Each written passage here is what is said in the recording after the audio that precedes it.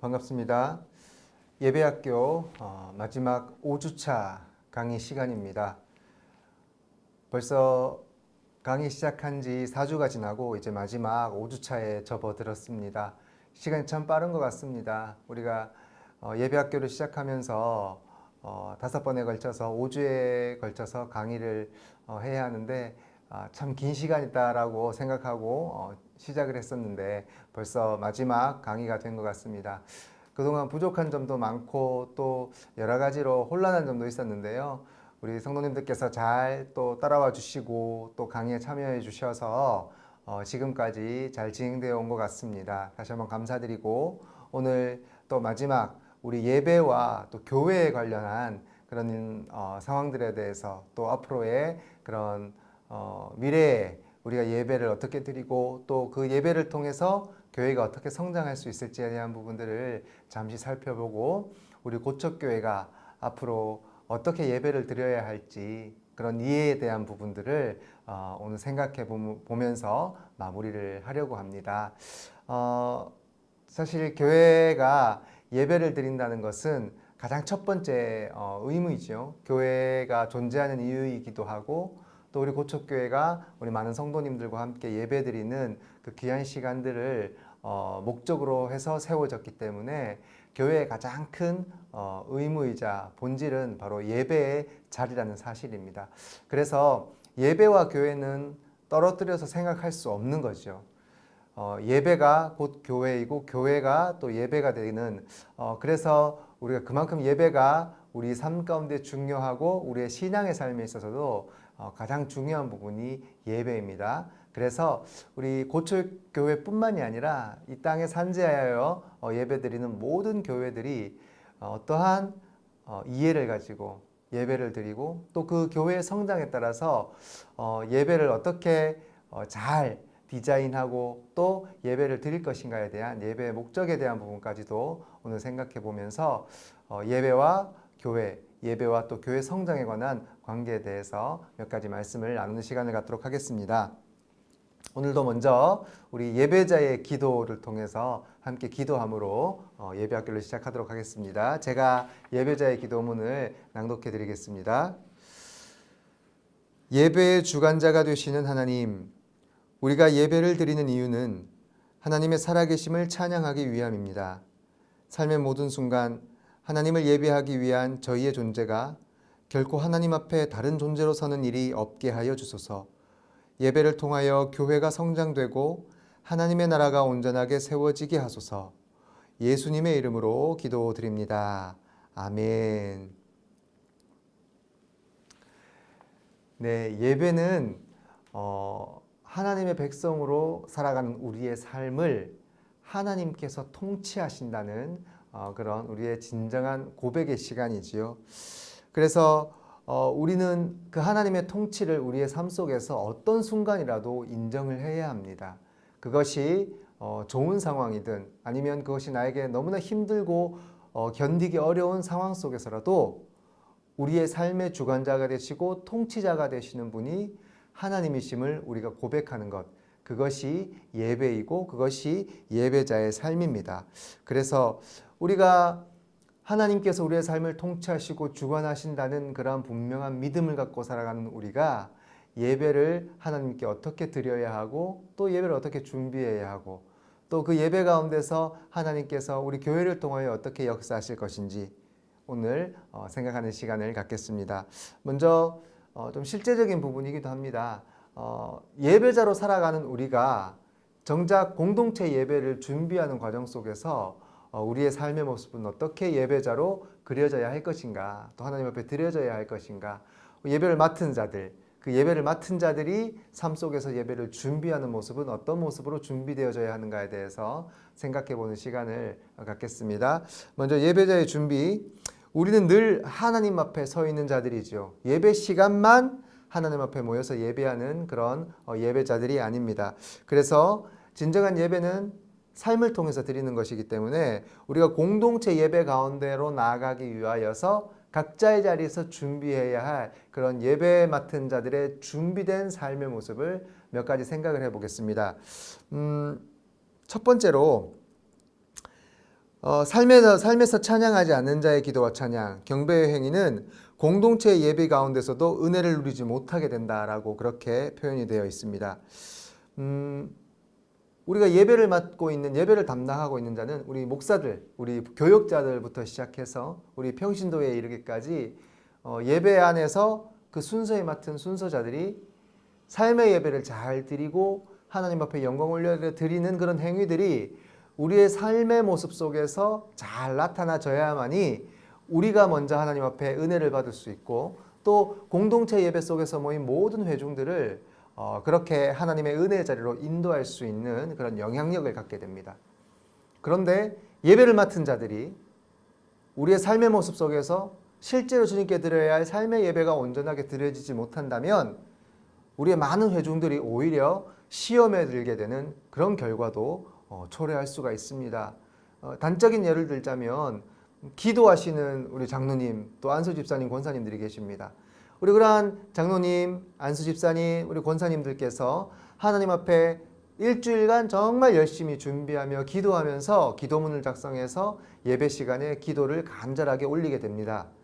그런데 삶의 예배가 제대로 드려지지 않은 그런 모습이라면 사실 우리 회중들이 우리 그 대표 기도자의 삶의 모습을 아는 분들이라면은 과연 얼마나 그 기도에 공감하고 또 그 기도에 함께 은혜를 또 함께 하나님 앞에 그 기도에 동참할 수가 있을까요?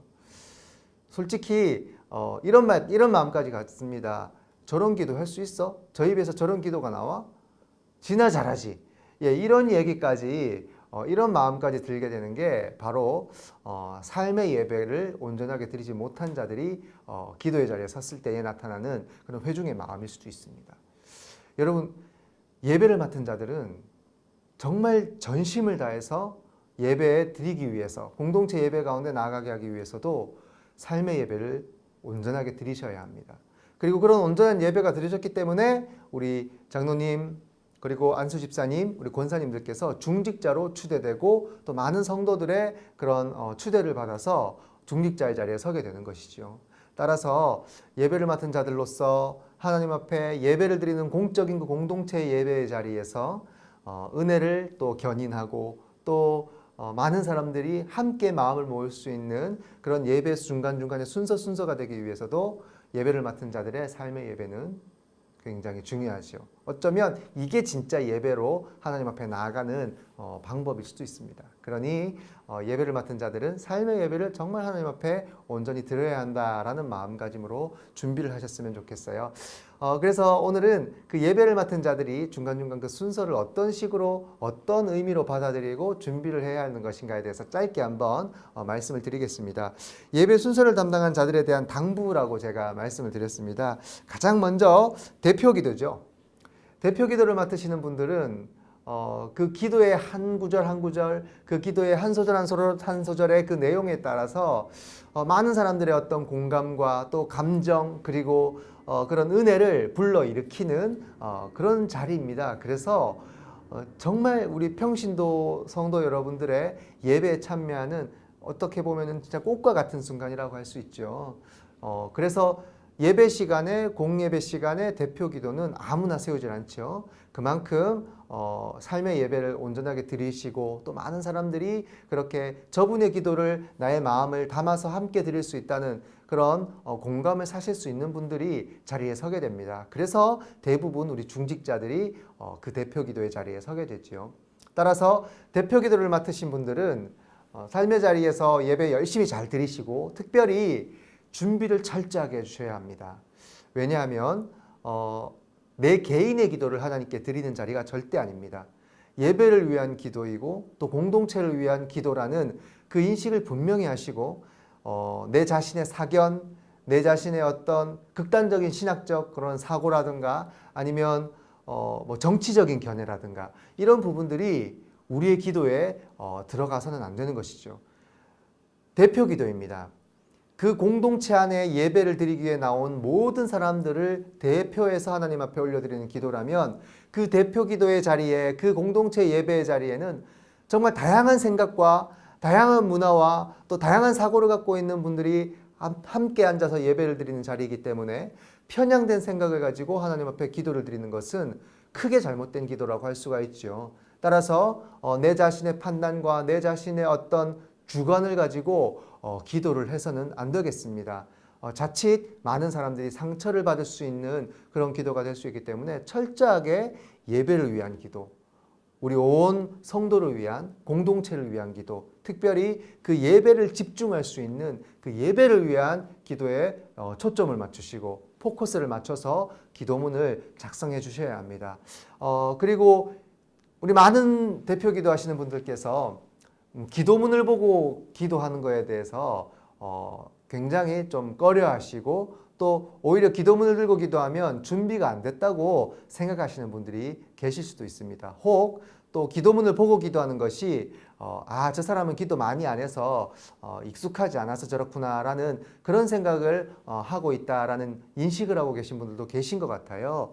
그래서 가끔 보게 되면 간혹 보게 되면 기도문을 작성하지 않고 그 자리에 올라가셔서 눈을 감고 그대로 기도하시는 분들이 계십니다. 물론 오랜 기간 동안 또 기도의 훈련이 되시고 또 그런 기도를 잘 마무리하실 수 있으시는 분들이 계세요. 또 기도문을 통째로 암기하셔서 그렇게 기도하시는 분들이 계시기도 합니다. 그런 경우는 충분히 준비가 되어 있기 때문에 기도하실 수가 있으십니다. 그러나 자칫 내가 사람에게 보이는 이런 보이는 부분들에 대한 것들이 의식이 돼서 기도문을 작성하지 않고 올라가셔서 기도하시다 보면 내용이 기도의 어떤 흐름이 자칫 중구난방이 될 수도 있습니다. 또 여러 가지 주제를 다양하게 기도하다 보면 말하는 데 있어서 준비되어지지 않은 단어들 또 흐름이 끊기게 되고 자연스럽지 못한 그런 전개들이 우리 기도 속에서 나오게 됩니다. 그러면 기도를 듣고 또 함께 그 기도에 동참하게 되는 모든 회중들의 마음 또한 불편해할 수도 있겠지요. 그래서 당부드리고 싶은 말씀은 기도문을 작성해서 기도를 하는 것은 결코 부끄러운 일이 아닙니다.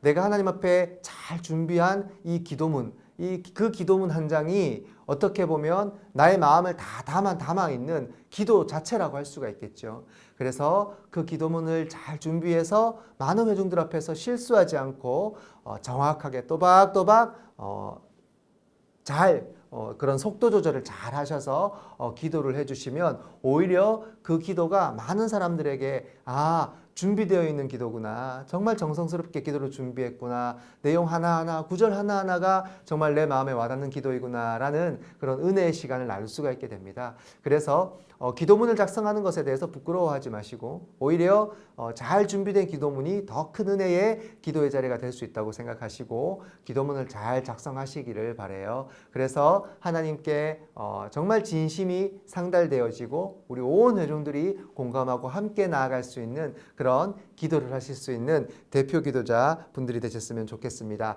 그리고 한 가지 더 당부드릴 것은 예배 시간이 정해져 있습니다. 저희 교회는 1시간 남짓한 예배를 준비하고 기획해서 드리게 됩니다.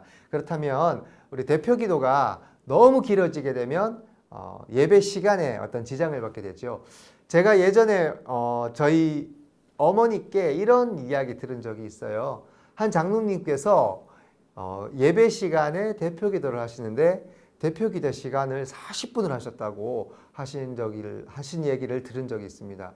여러분 과연 아무리 그 기도가 전심을 다한 기도고 또 은혜의 기도가 되었다고 하더라도 사실 40분의 대표 기도는 너무 많이 기도의 시간을 책정한 거죠. 그리고 어떻게 보면 준비되지 않았다고 볼 수도 있습니다. 왜냐하면 그 감정을 이기지 못하고 그 대표 기도하신 분께서 시간 조율을 못하신 거죠. 예배는 약속이고 하나님과의 약속이기도 하지만 우리 모든 성도님들 또 우리 공동체 안에 모여서 함께 예배하는 분들이 그 약속된 1시간 안에서 하나님 앞에 예배드리기 위해서 생각을 하고 온 시간입니다. 그렇다면 저희가 공식적으로 예배 기도에 대한 어떤 시간을 정해놓고 그렇게 통보를 하고 알려드리고 지금까지 그렇게 정해진 시간들이 있죠.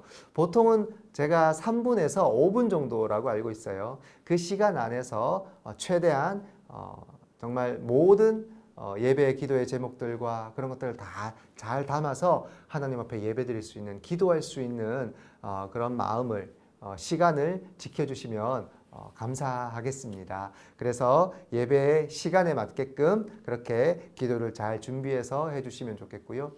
대표 기도는 사실 예배를 위한 기도입니다. 제일 중요한 것은 예배를 하나님 앞에 온전하게 드리기 위해서 하나님 앞에 간구하는 시간입니다. 그래서 사실 엄밀히 말하면 예배에 대한 대표의 기도는 다른 기도를 할 필요는 없어요. 사실 다른 모든 기도에 대한 부분들은 우리 위임 목사님께서 목양 기도를 통해서 또 다른 기도의 시간들을 통해서 다 기도를 하십니다. 따라서 중복된 기도를 할 이유가 없는 거죠. 그래서 예배를 위한 온전한 기도, 그리고 성도가 함께 나와서 예배할 수 있는 그 기도에 대한 부분들을 잘 생각해서 내용을 정리해서 기도해 주시면 좋겠고, 또 빠지지 않아야 할 것은 예배를 담당하는 자들, 또 특별히 말씀을 선포하실 목사님을 위한 기도는 반드시 기도 안에 포함이 되어 있어야 한다는 사실 기억해 주시고, 대표 기도를 맡게 되신 분들께서는 예배를 위한 기도라는 것에 제일 먼저 포커스를 맞추시고 거기에 중점을 두셔서 기도문을 잘 작성해 주시고 또 기도를 해 주시면 감사하겠습니다. 이제 찬양대와 찬양단입니다. 이 부분은 제가 찬양과 경배에 대한 부분에서 강조를 했던 부분이에요. 그래서 한번 2주차 강의를 한번 들어보시면서 찬양과 경배가 어떤 의미이고 또 찬양단이나 찬양대가 어떻게 준비해야 할 것인가에 대한 부분들을 잘 생각하시고 그렇게 한 주간을 준비하셔서 나오셨으면 좋겠어요. 제가 굉장히 찬양단 강의를 많이 했습니다. 강의를 많이 하면서 경건한 삶에 대한 준비를 철저하게 부탁을 드렸고 또 그런 부분들을 어떻게 우리가 스스로 판단하고 그렇게 내 준비 상태를, 내 영적인 준비 상태를 어떻게 판단할 수 있을지에 대한 부분을 제가 예를 들어서 설명한 게 있는데 요거 한 가지만 말씀드리고 넘어가도록 하겠습니다. 여러분 뭐 찬양단뿐만이 아니라 다 마찬가지예요. 나의 영적인 상태가 어느 정도까지 와 있는가, 나는 과연 하나님 앞에 나의 경건 생활이 어느 정도 다다라 있는가에 대한 부분들을 판단할 수 있는 좋은 방법이 있습니다. 하나 가르쳐 드리면, 여러분 아무도 없는 곳에서, 아무도 없는 집에 나 혼자 있다고 한번 생각해 봅시다. 그리고 그 아무도 없는 공간, 나를 보는 사람도 없고 나를 의식하는, 내가 의식할 필요도 없는 그런 공간에 나 혼자 있다면 나는 지금 거기서 무엇을 하고 있는가? 나는 그 시간에 과연 무엇을 하고 싶어 하는 것인가? 이거를 생각해서 제일 먼저 떠오르는 게 있다면 바로 여러분의 경건 생활입니다. 자, 과연 여러분은 무엇을 가장 하고 싶고 과연 여러분은 무엇을 하고 있을까요? 대부분의 사람들은 소파에 앉아서 쉬겠죠. 대부분의 사람들은 텔레비전을 보거나 영화를 보거나 음악을 듣거나, 혹은 주부들은 나 할 일 많은데, 가정일 많이 해야 되는데, 빨래 해야 되는데, 설거지 해야 되는데, 애들 밥 차려야 되는데, 내가 혼자 있을 때에 내가 무엇을 할 것인가, 그것이 나의 경건 생활의 기준이 될 수 있습니다. 나에게 시간이 주어진다면, 정말 구애받지 않고 시간이 주어진다면 나는 찬양을 원 없이 듣고 싶다. 내가 하나님과의 관계 속에서 성경을 많이 읽고 또 기도하는 시간을 갖고 싶다. 또 신앙 관련된 서적들을 많이 읽고 싶다. 이런 생각을 하시는 분은 그만큼 하나님과의 관계를 소중하게 생각하시고 또 경건의 삶으로 나아가시는 분이세요. 세상 것을 많이 생각하시는 분들은 또 그만큼 하나님과의 관계에 소홀하게 서 있는 분이라고 생각하시면 되겠습니다. 뭐 단적인 예입니다. 뭐 이것이 절대적인 기준이 될 수는 없지만 그때그때 상황에 따라서 급한 일들이 생기게 되면 그 일들을 할 수밖에 없겠지만, 여러분 정말 우리가 중요하게 생각해야 하는 것은 내가 경건의 삶을 살아가는 데 있어서 가장 우선순위가 누구인가예요. 하나님과의 관계를 내가 먼저 생각하느냐, 아니면 내가 세상 속에서의 일들을 먼저 생각할 수밖에 없느냐. 여러분 하나님께 기도하고 하나님의 말씀을 보고 또 내가 찬송하는 시간들이 세상 것보다 가치가 없습니까? 저는 분명하게 교육의 시간을 통해서 이야기합니다. 빨래할 시간은 없어도 기도할 시간을 먼저 가지셔야 합니다.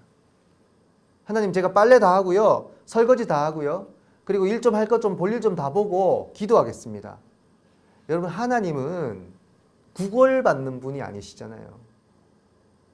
우리 인간들이 어떻게 살든 하나님이 무슨 상관이 있으세요? 하나님은 여러분에게 구걸하거나 여러분들이 그거 하도록 애타게 매달리시는 하나님 아니십니다.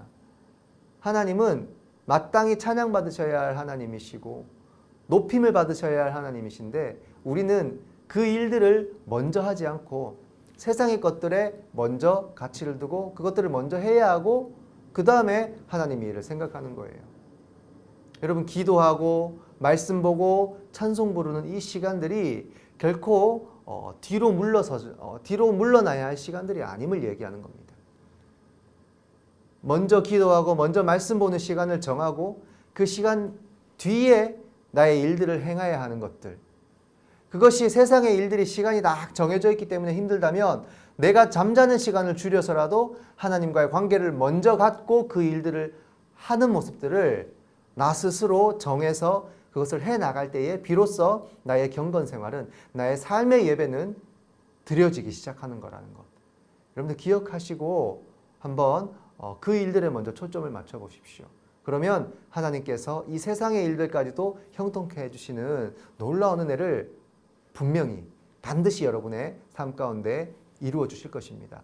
우리 찬양단 찬양대는 바로 그러한 점에 목적을 두고 내 삶 속에서 먼저 하나님 앞에 영광을 올려드리는 모습들이 무엇이 있을까를 잘 생각하시고 여러분 예배를 준비하셔야 합니다. 그래서 연습 많이 하셔야 되고 훈련 많이 받으셔야 되고 또 특별히 찬양단으로서 찬양대로서 내가 예배 안에 어떤 역할을 감당하고 있는지를 분명하게 인식하시고 예배를 드리셔야만이 내가 찬양단으로서 또한 찬양대로서 온전하게 예배 드릴 수 있습니다.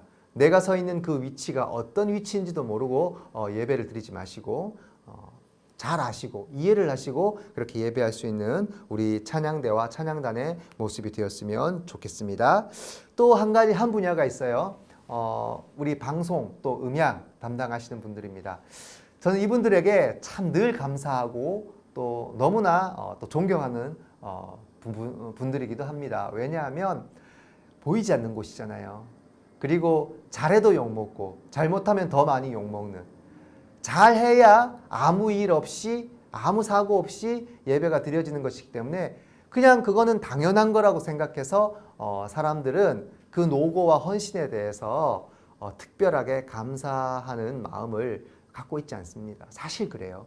그래서 제가 늘 감사의 마음을 표현하고 또 그분들의 그런 노고와 헌신에 대해서 늘 기도하고 감사하는 마음을 항상 갖고 있습니다.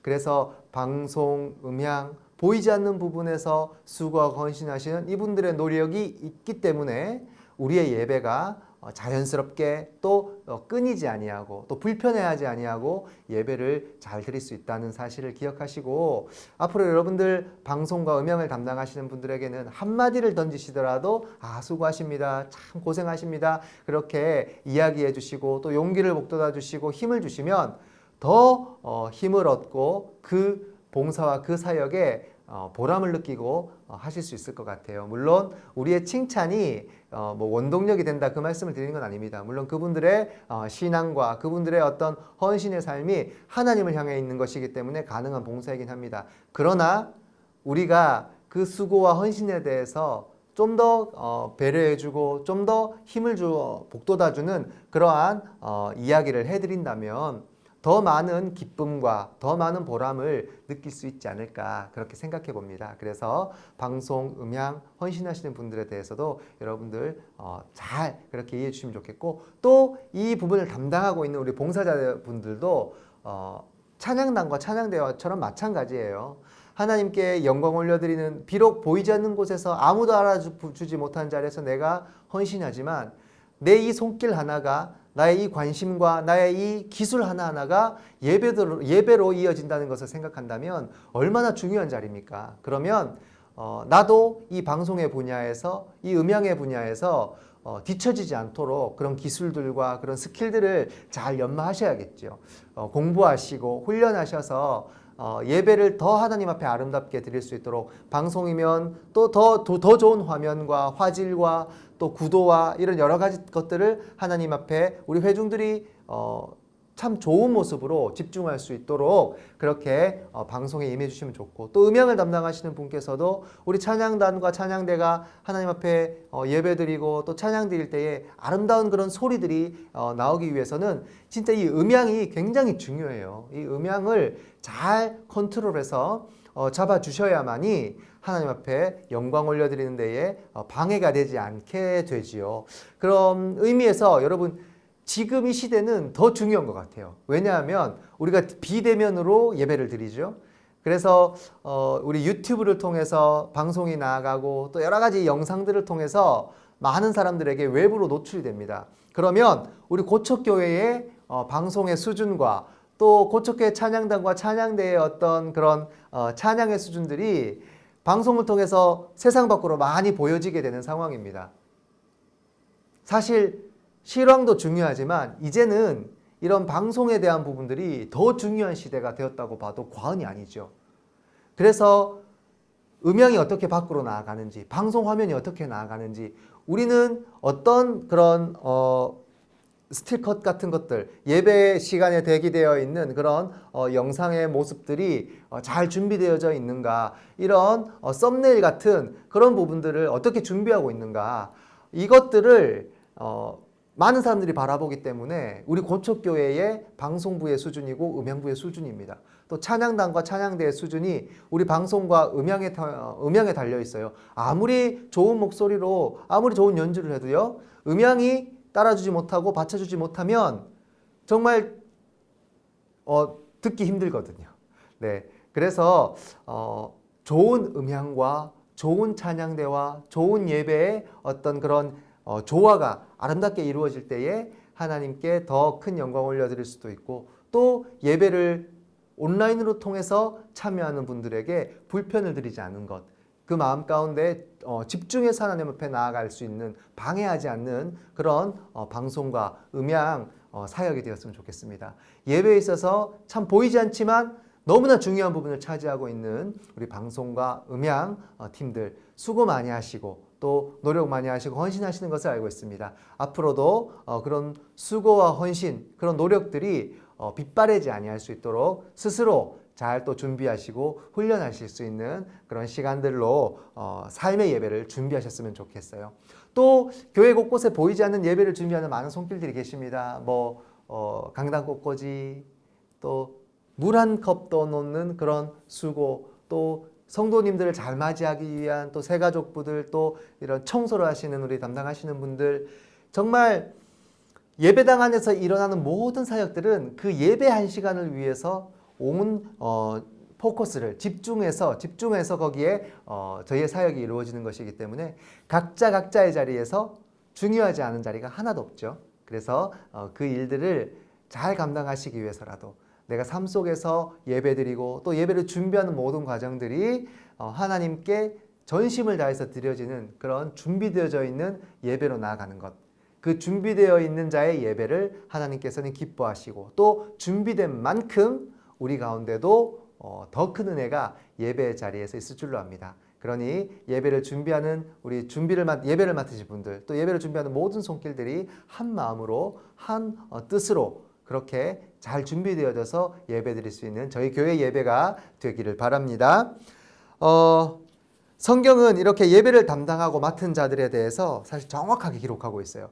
중요하기 때문이에요. 명단까지도 기록하고 있습니다. 그래서 역대하 말씀에 보면 6장 말씀에 보면은 그 예배를 맡은 자들, 회막에서 봉사하고 성전에서 봉사하는 그런 사람들에 대한 명단을 쫙 자세하게 기록하고 있습니다. 그래서 레위 자손, 또 찬양을 맡은 아삽, 또 아론의 자손들까지 그 이름을 세세하게 잘 기록해 놓고 있어요.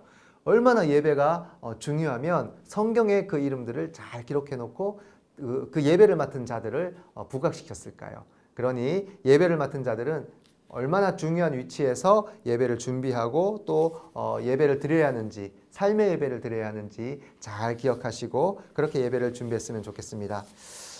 이제 마지막입니다. 교회의 성장에 대해서 한번 말씀을 나눠보고자 합니다.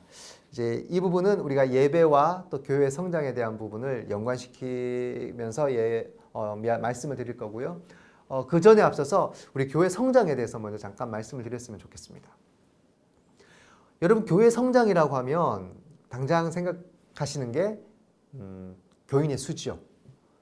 재적, 또 출석 교인의 수, 실질적으로 예배에 참석하는 예배자의 수, 이런 예배에 참석하는 인원, 또 출석하는 출석자들의 인원에 따라서 교회의 성장을 논하고 또 판단하는 그런 우리 사고를 지금까지 갖고 있었습니다.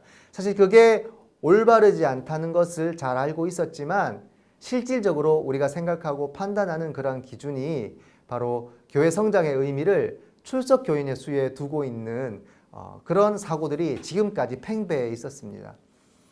그래서 오늘은 이 교회 성장에 대한 의미에 대해서 잠시 생각을 해보고 또 예배와의 관계를 생각하면서 마무리를 짓고자 합니다. 여러분, 교회 성장은 교인의 수에 있지 않습니다. 분명하게 먼저 말씀을 드리면 교회 성장이 교회의 어떤 성공과 실패가 교인의 수에 달려 있다고 절대로 생각하시면 안 됩니다. 물론 그것이 중요하지 않은 것은 아닙니다.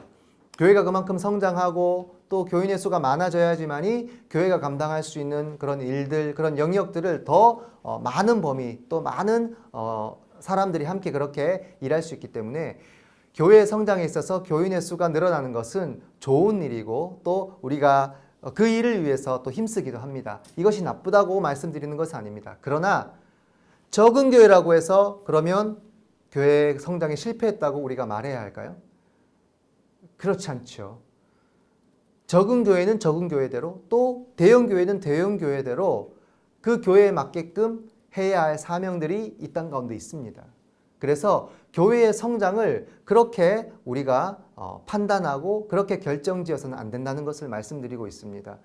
이러한 교회 성장에 대한 이해 때문에 지금까지 한국교회가 또 한국교회뿐만이 아니라 이 세계의 산재에 있는 많은 교회들이 그런 교회 성장에 있어서 교인의 수에 어떤 교회 성장에 포커스를 두고 사역을 진행했기 때문에 많은 부분 잘못을 저질렀고 또 오류가 있었고 잘못된 방향으로 교회가 사역을 감당했던 모습들을 우리는 잘 알 수가 있습니다. 그래서 이제는 우리가 온전한 교회의 성장이 어디에 있는지를 먼저 분명하게 깨달아야겠죠.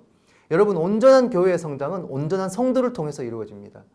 교회 안에 있는 교인의 수가 아무리 많다고 하더라도 그 교인들이 온전한 신앙의 삶을 살아가고 있지 않은 교인들이라고 한다면 그 교회는 온전한 성장을 이루었다고 말할 수가 없습니다. 비록 적은 수의 교회이지만, 작은 규모의 교회이지만 그 성도 한 사람 한 사람의 역량과 그 한 사람 한 사람의 신앙의 성장이 제대로 이루어지고 온전한 신앙생활을 하는 그런 교회라고 한다면 오히려 그 작은 교회가 더 큰 일을 감당할 수 있고 하나님께서 더 기뻐하시고 더 아름답게 성장한 교회라고 칭찬하실 수 있는 교회이죠. 그래서 교회의 부흥은, 교회의 성장은 양적인 성장뿐만 아니라 영적인 부분까지도, 질적인 성장까지도 함께 동반돼서 이루어져야 한다는 사실을 우리는 잊지 않아야 합니다. 여러분, 지금까지 알고 있었어요. 잘 알고 있었지만 그런 질적인 성장의 부분에 대해서 우리가 간과한 부분들이 많기 때문에 세상에 있는 많은 교회들이, 또 한국에 있는 교회들이 힘든 일들, 풍파가 일어나고 어려운 일들이 닥치게 되면 하나같이 무너질 수밖에 없었고 도태될 수밖에 없는 그런 상황과 그런 현실이었죠. 따라서 오늘 이곳에서 이 예배와 교회 성장에 관련해서 우리가 말씀을 드리고 싶은 것은 교회 성장에 있어서 온전한 예배는, 하나님 앞에 온전하게 드려져야 할 예배가 드려지는 교회가 온전한 성장을 이룰 수 있다는 것을 말씀을 드리면서 함께 이야기를 나누고자 합니다. 여러분, 지금 우리 교회가 성장을 함에 있어서 많은 부분들 양적인 성장은 이루었습니다. 특별히 우리 고척교회도 한국교회 안에서 대형 교회로 성장을 했죠. 우리 3천여 명의 성도가 실질적으로 모여서 지금까지 예배를 드려왔습니다. 그러면 우리 고척교회는 하나님 보시기에 온전한 성장을 이룬 교회일까요? 아닐까요? 하나님만이 아십니다. 네, 저는 온전한 성장을 이룬 교회라고 확신하고 그렇게 사역하고 있습니다. 고척교회에 많이 오고 싶었거든요. 건강한 교회고 또 참 많은 칭찬을 받는 교회였기 때문에 고척교회에서 사역하고 싶다라는 생각을 많이 해왔습니다. 그런데 우연한 기회에 정말 좋은 기회로 고척교회에 부임하게 되고 여러분과 함께 신앙의 삶을 나누게 돼서 얼마나 행복한지 모릅니다. 이런 우리 고척교회가 아름다운 성장을 이룰 수 있었던 것은 하나님 앞에 온전한 예배를 드릴 수 있었고 또 하나님께서 이 고척교회가 이만큼 성장할 수 있는 그런 믿음의 반석에 서 있다고 생각하셨기 때문에 하나님께서는 이 성장을 이루어 주신 것이죠. 여러분, 예배가 먼저 회복이 되어야 합니다. 하나님께서 기뻐하시는 예배를 드리는 교회만이 성장할 수 있습니다. 세상에 많은 교회들이 심지어는 이단조차도 대형화돼 가지고 많은 사람들이 모여서 자기들끼리 예배를 드린다고 합니다. 여러분, 그 예배가 진정한 예배입니까? 그렇게 많은 사람들이 무리가 모여서 예배를 드린다고 해서 그것이 진정한 교회라고 우리가 이야기를 합니까? 그렇지 않죠.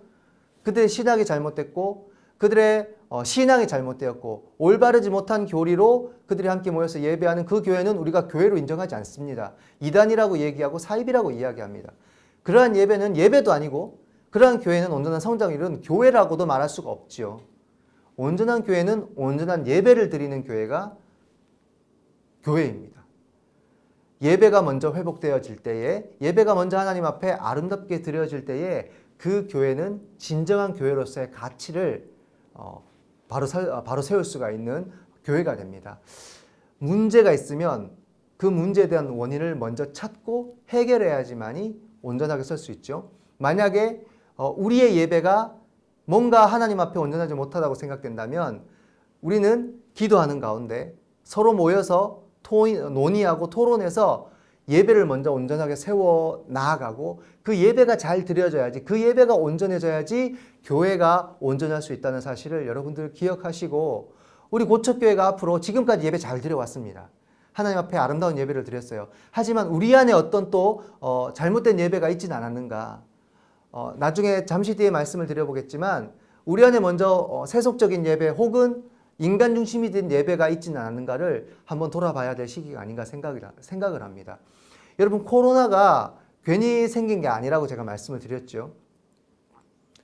우리는 지금 이 시간, 이 시대를 살아가면서 지금 대면 예배를 드리지 못하는 상황 가운데, 그렇다면 고척교회가 앞으로 어떤 예배를 드려야 할지, 어떤 예배로 하나님 앞에 영광 올려드려야 할지 다시 한번 생각하고 그 예배에 대한 부분들을 집중적으로 조명해서 다시금 하나님께서 기뻐하시는 예배로 나아가기 위해서 우리가 한번 마음을 모으고 뜻을 모아야 할 때가 아닌가 생각합니다. 이것은 우리 고척교회뿐만이 아니라 이 한국교회를 향한, 전 세계의 교회를 향한 하나님의 뜻이라고 저는 생각합니다.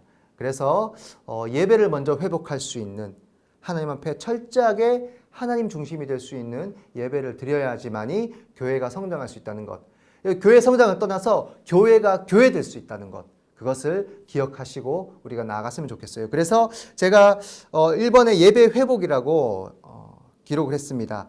인본주의적인 예배 또는 신앙의 삶을 과감하게 우리가 탈피해야 한다고 말씀드렸어요. 우리가 인간이 중심이 된 예배의 주관자가 되시고 예배의 중심은 하나님이십니다. 우리 주 예수 그리스도를 통해서 하나님 앞에 나아갈 수 있고, 예배는 철저하게 그 하나님이 중심이 되어야 합니다. 그런데 자칫 우리가 사람을 위한 예배가 되지는 않았는지를 돌아보아야 하죠. 우리 단적인 예를 통해서 세들백교회나 윌로클릭 교회를 통해서 우리 많이 소개가 되었죠. 구도자 예배라고 합니다. 또는 열린 예배라고 얘기를 하죠. 기존의 예배 방식을 탈피해서 이제 사람들이 함께 나와서 예배 드릴 수 있는 그러한 장을, 문화적인 요소를 많이 예배 가운데 들여와서 하나님 앞에 예배를 드림으로 그 사람들이 좀 더 쉽게 예배를 드릴 수 있도록 인도하는 예배를 구도자 예배라고 합니다. 조금 더 쉽게 말씀을 드리면 예수 그리스도를 잘 모르는 사람들, 또 새신자들, 초신자들, 그런 사람들이 하나님 앞에 와서 좀 더 쉽게 접근할 수 있는, 교회에 쉽게 접근하기 위하여서 예배를 다양한 방법으로, 문화적인 방법으로 드리는 예배를 구도자 예배라고 해요. 그런데 이런 예배가 예배를 드리면서 처음 의도는 이러한 사람들이 하나님을 좀 더 쉽게 만나고 경험할 수 있도록 하기 위해서 그런 이유를 통해서 예배를 드렸지만, 이 예배가 계속돼서 지속되다 보면서 주객이 전도되는 상황들이 생기는 겁니다. 하나님이 중심이 되어야 하고 그 사람들이 하나님을 만날 수 있도록 인도하는 그런 목적을 가지고 예배가 포맷이 되고 드려져야 되는데 이 예배가 계속해서 그렇게 드려지게 되고 시간이 지나다 보면서 그 중심에 하나님을 생각하는 것보다는 사람을 생각하는 마음들이 더 많이 드려지게 됩니다. 그래서 각종 세상의 많은 것들이 그 안에 들어와서 예배의 본질, 예배의 중심이 되시는 하나님에 대한 그런 초점이 흐려지게 되는 그런 결과도 낳게 되었다는 거예요. 그래서 많은 부분들이 훼손이 되고 많은 예배의 의미들이 그 의미를 잃어간 그런 상황들을 우리가 보게 되었고 경험하게 되었죠. 저희도 그런 예배를 많이 드렸습니다. 새신자 초청, 새가족 초청 예배, 또 열린 예배, 또 간세대 예배. 그래서 세대 간의 어떤 차이를, 격차를 줄여보고자 그런 간세대 예배를 준비해서 드려보기도 했었습니다. 여러분, 그것이 나쁘다고는 할 수 없겠죠. 그러나 방향성이 분명해야 합니다. 그 예배의 방향이 하나님께 있어야 하지 새신자에게 있어서도 안 되죠. 구도자에게도 있어서도 안 되고 또 세대 간의 격차를 줄이는 데만 너무 초점을 맞춰서 그 사람이 중심이 된 예배를 드리게 되다 보면 이 예배가 정말 하나님께서 기뻐하시는 예배가 되는지에 대한 의문조차 생각하지 않고 예배를 디자인하게 되고 예배를 드릴 수밖에 드리게 됩니다. 이런 부분들을 우리가 잘 생각하고 또 잘 유의해서 정말 하나님께서 중심이 되신 예배를 먼저 우리 마음 가운데 박아놓고 초점을 그곳에 먼저 두고 예배를 디자인하고 그런 예배를 드릴 수 있도록 우리가 준비해야 한다는 것을 여러분 기억했으면 좋겠습니다. 그래서 이러한 예배가 잘 준비가 되어져서 예배를 드릴 때에 그리고 그 예배를 통하여서 우리 모든 성도들의 신앙이 성장되어지고 또 성숙되어질 때에 교회는 여러분 성장하게 되어 있습니다. 그 교회는 반드시 부흥하게 되어 있습니다. 그 부흥이 양적 부흥이든 질적 부흥이든 그 부흥은 반드시 이루어지게 되어 있습니다. 양적인 성장을 우리가 중요시해서 그것만을 위해서 전도하고 그것만을 위해서 초점을 맞춰서 가다 보면 복음의 핵심이 빠질 수 있듯이 예배가 결여되어 있고 예배가 온전하게 이루어지지 못한 그런 교회의 성장은 핵심이 빠져 있는 그런 성장이라고 볼 수 있죠. 따라서 여러분 예배를 우리가 잘 준비하고 특별히 우리 교역자들이 또 그러한 예배를 하나님 앞에 잘 드리기 위해서 예배를 디자인하고 또 함께 논의해서 예배를 드릴 때에 우리 모든 성도님들 특별히 오늘 예배 강의를 듣는 우리 성도님들께서는 이 예배의 중심은 하나님께 있다. 이 마음을 먼저 분명하게 마음에 새기시고 예배를 드리십시오. 이러한 예배를 우리가 온전히 잘 드리면 하나님께서 우리 교회의 예배를 보시고 준비되어 있는 우리 고척교회, 이 교회는 내가 더 큰 성장을 이루어서 이 한국 땅에서 많은 사명을 감당할 수 있는 교회로 성장시켜야겠다라는 그런 생각하시면서 또 많은 우리 부흥을 양적인 부흥까지도 우리에게 허락하여 주시지 않을까 생각해 봅니다. 예배가 가장 먼저 회복되어야만이 교회의 성장도 온전하게 이루어질 수 있다는 사실을 여러분들 기억하셨으면 좋겠습니다.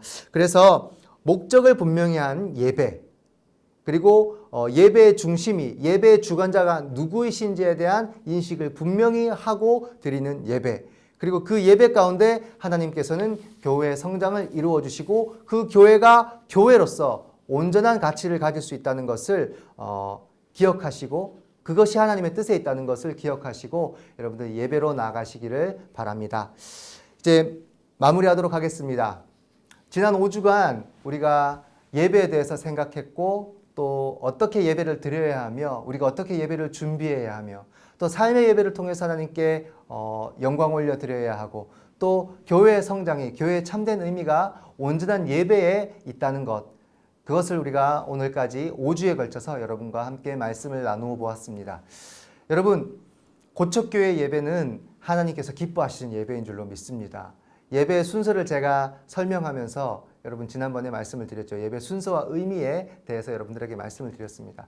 그 순서 하나하나가 소중합니다. 그래서 그 순서가 비록 생략되어져 있다 하더라도 예배의 흐름은 그 순서 안에 포함이 되어 있고 또 예배의 흐름 가운데 생략되어져 있는 순서라 할지라도 그 흐름이 예배를 통해서 진행이 되어진다는 사실을 여러분들 잊지 마시고 앞으로 고척교회 예배의 모든 순서마다 의미를 잘 기억하시면서 예배를 드려주시고 무엇보다 여러분의 삶의 예배를 잘 드리세요. 여러분들 자리에서 여러분들이 살아가고 있는 그 삶의 현장 속에서 하나님 앞에 더 영광 올려드리는 모습으로 살아가려고 애쓰시고 또 그렇게 준비된 모습으로 하나님 앞에 예배드리러 나오시면 여러분 그 공동체의 예배는 여러분들이 삶의 예배를 통해서 준비되어져 있는 그 준비된 마음밭에 그 공동체 예배를 통해서 부어주시는 하나님의 은혜가 시너지 효과를 발휘해서 더 큰 은혜로 30배, 60배, 100배의 그런 열매를 맺는 여러분들의 삶의 자리가 될 수 있을 줄로 믿습니다. 그 믿음 가지시고 여러분 삶의 자리에서 예배 잘 드리시고 또 우리 고척교회에 나오셔서 고척교회 재단을 통해서 하나님 앞에 영광 올려드리시고 비록 시기가 이래서 여러분 유튜브를 통해서 온라인으로 예배를 드리신다 할지라도 그 자리에서도 하나님 앞에 큰 영광 올려드리는 이러한 예배의 박자가 잘 우리가 맞춰지고 조화롭게 이루어져서 우리 고척교회가 우리 마지막 말씀드렸던 온전한 예배를 통해서 온전한 성장을 이룰 수 있는 그런 귀한 고척교회가 될 수 있도록 우리 모든 성도님들의 삶이 될 수 있기를 간절히 소망하고 그렇게 기도하겠습니다. 지난 5주간 부족하지만 함께해 주셔서 감사하고 또 이 강의를 통해서 여러분들의 신앙의 삶이 더욱더 성숙할 수 있는 예배자로서의 삶이 성숙되어질 수 있는 귀한 삶으로 나아가시기를 축복합니다. 감사합니다.